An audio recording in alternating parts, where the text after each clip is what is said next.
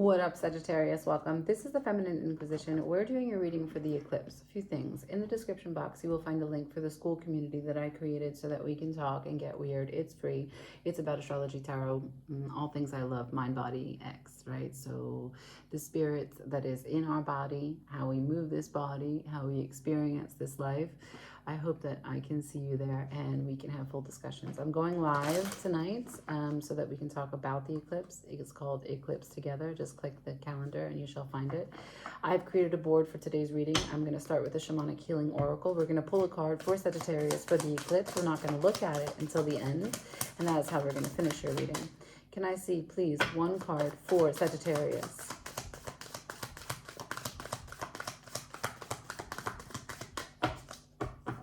One card for Sagittarius, please.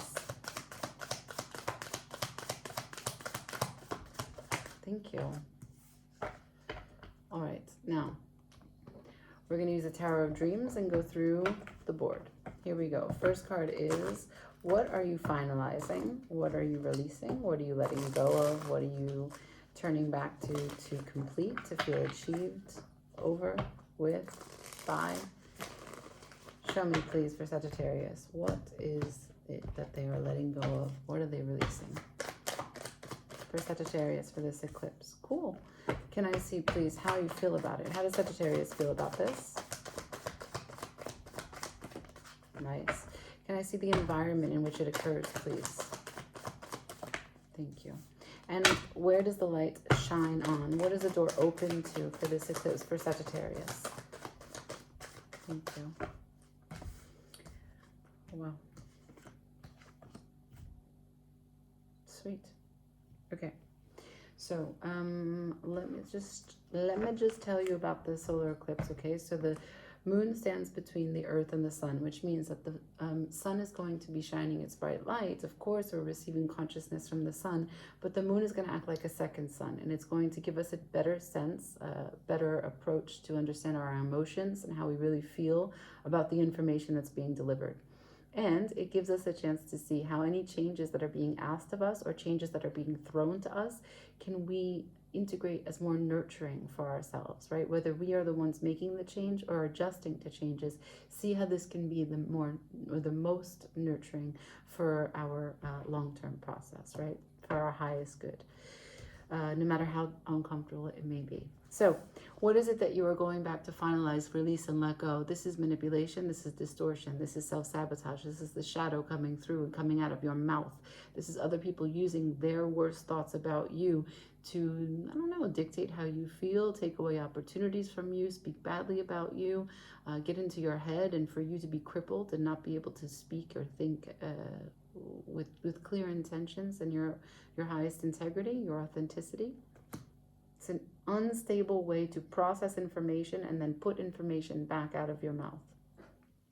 And you said, I'm done. Why? Because the Magician is at the bottom of the deck. So this is a lot about communication. And what's really cool is that this is happening in your 11th house. This eclipse occurs within the larger sense of like humanity, the collective, right? So this is large groups. This is how you show up in an organized way. How people perceive you in an organized way, like you as a demographic, like how do you show up, you and what your identity is attached to as a collective understanding. So this means that you may not have distortions about yourself and your place in something, right? You could be working through imposter syndrome at this time. You could be thinking, I'm no longer going to step in my way from showing up in the collective in the way that I want to. I am capable of this. I am good at this. And I know what I'm talking about. So let me just stop thinking I don't, because it ruins everything. And I don't want to do that anymore. Yeah, okay, cool. And this, how you feel about it is that it's enlightenment. You feel it, you feel like, God, where has this perspective been for so long? I've been breaking my brain to study, to practice, to do all the things that are just procrastination from what is the inevitable mindset shift, right? But you don't see what you don't see, and you don't know what you don't know, and all those things that you missed gave you other opportunities and experiences to learn from. So You're right on time, okay?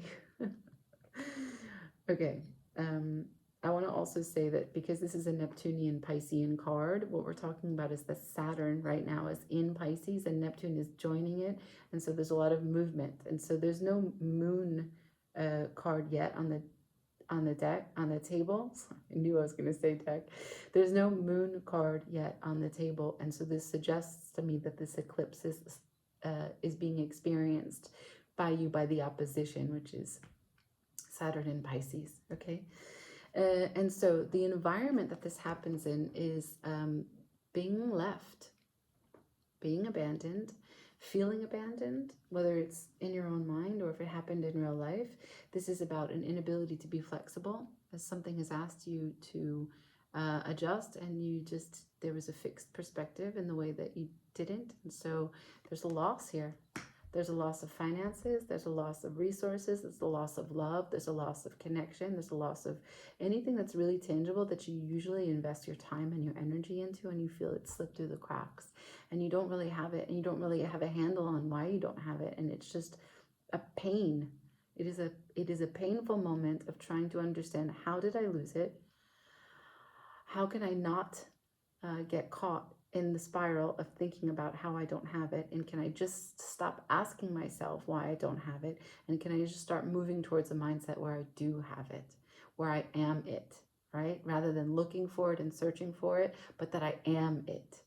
And this goes in line with you shifting this perspective and this enlightenment coming at a perfect time. So the context is that it basically, the environment it comes in is in a poverty mindset. And because it's a mindset, it occurs in everything that you are a part of, right? Because this is the ultimate confidence. We're talking about you understanding that you have a faculty, you are magic, and you can wield the wisdom of all the elements and alchemize whatever it is that you're trying to do. So what does the light shine on? Oh, this is just too fucking perfect. The light shines on the 10 of Swords, and it's on its side because it is about to flip. This is an end of a mindset. I didn't see this and then said that. I said that, and here's the card.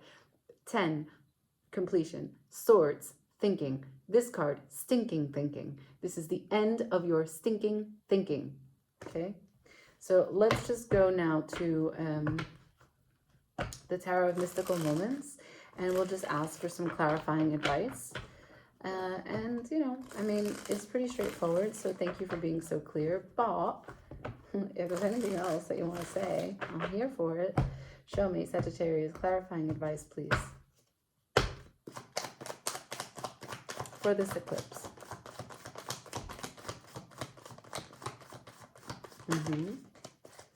Okay, so I don't know what you were committed to, what a sense of home is for you, where you belong in the collective sense of humanity. But here we have what was, I have to switch position because the camera is reversed. So what was a busyness, an overcrowded mental space, a buzz, right? Like you couldn't have clarity if there's birds living in your head. It's not possible. That means that there were other people's ideas, other people's opinions. There was other people's sense of belonging that was interrupting yours, right? And so this is a place of decision. This is a place of wanting to make a decision, but it's a place of indecision. And so whatever was wavering back and forth about confusion, the lack of clarity to choose wisely about what you were committed to, what you were belonging to, what was your sense of home, your value system of a shared vision. Well, you are now arriving to the place where it is chosen. This end of this mindset takes you out of this indecision and leaves you with just the support structure of the Four of Wands, the harmony, the union, the celebration. This is the Lord of pleasure.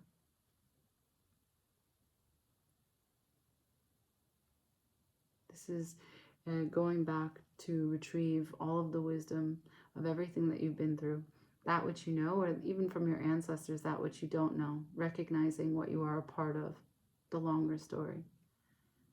What kind of generational situations you are breaking, that you are transforming, that you are deciding to do differently and healing.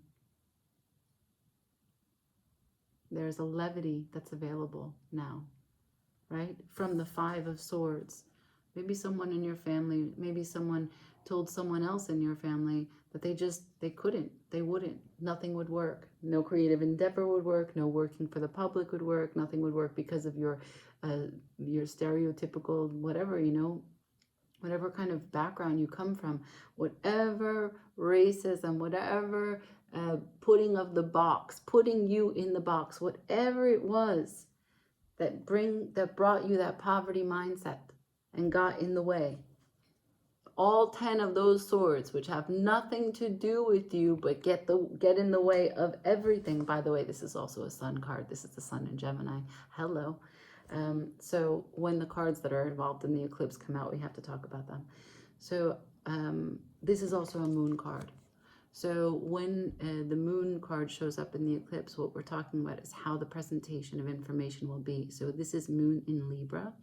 So it's going to come, the information is going to come in a very beautiful way, but also in a balanced way. Balanced, justice, karma, about pleasure, and how to be light. You're going to find your courage here. I love this for you. Let's see what we got. It's all good. Yeah. Okay. Cool. This is moon energy, by the way. Number 18 in the tarot is the moon. This kind of feels like the inner workings of the cell, right? Generation after generation. An egg within an egg within an egg. This is the fertility of your life within your life. How many lives can you make in this one lifetime? I love this. The end of your stinking thinking. Like, share, comment, subscribe. Bye.